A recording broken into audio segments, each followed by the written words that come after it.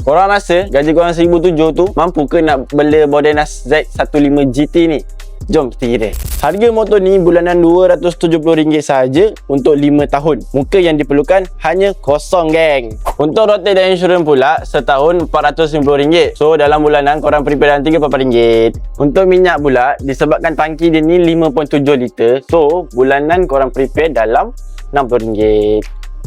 Untuk servis minor pula, setiap 3,000 km, korang prepare dalam RM80. Tapi kalau dibahagikan dengan 2 bulan, korang kena standby RM40 je, geng.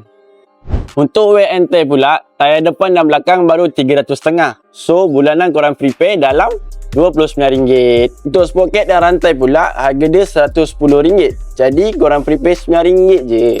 Lepas kita kira kos tadi, anggaran dalam RM400,500 saja. So, korang rasa korang mampu tak nak beli Bordenas 15 GT ni? Kalau korang rasa korang mampu, isi form sekarang. Kita ready stock, free delivery seluruh Semenanjung Malaysia. Assalamualaikum, bye-bye.